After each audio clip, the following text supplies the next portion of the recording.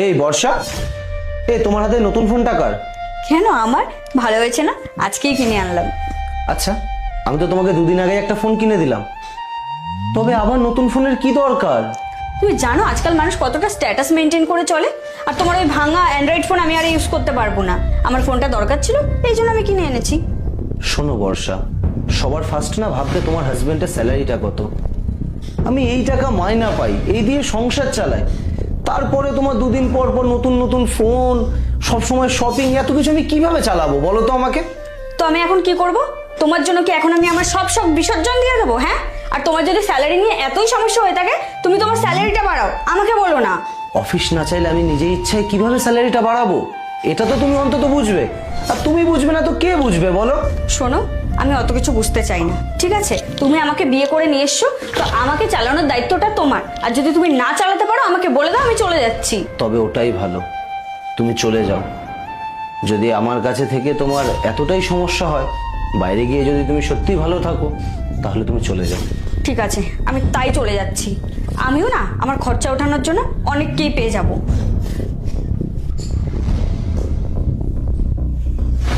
সকাল থেকে দুপুর হয়ে গেল, একটা ভাড়াপত্র নেই, কি কাজে বাজের অবস্থা। একটা দিদি না? দিদি, তুই কোথায় যাচ্ছিস? বাড়ি যাচ্ছি। সে তো ঠিক আছে, কিন্তু জিজু কোথায়? দেখ, ওর সাথে আমার ঝামেলা হয়েছে, তাই আমি ঠিক করেছি ওকে ছেড়ে দেবো। ভালোই হলো তোর সাথে দেখা হয়ে গেছে, আর এবার থেকে বাড়িতেই থাকবো। ঝামেলা হয়েছে, ওর সাথে থাকবি না? কি আজে বাজে কথা বলছিস তুই এইসব? ঠিক আছে, তুই চ, গাড়িতে চ, যেতে যেতে কথা হবে। চল। আচ্ছা, আগে বল তো তোদের মধ্যে কি হয়েছে? আর বলিস না, তুই জামাইবাবু সবসময় আমার সাথে ঝামেলা করে। আমি কি এমন করেছি বল? আমি তো শুধু এই আইফোনটাই কিনেছি, তাতেই আমাকে কত ছোট বড় কথা শোনালো।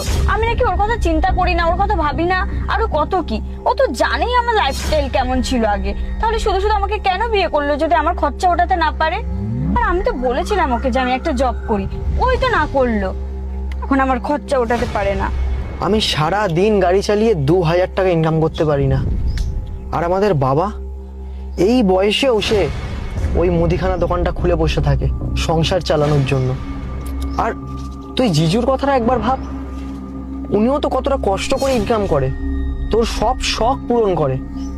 আর যদি আমার বউ এরকম করতো, আমার ইনকামের থেকেও যদি তার চাহিদা বেশি থাকতো, তুই নিজের ভাইয়ের সংসারটা ভেঙে যেতে দেখতে পারতি তো?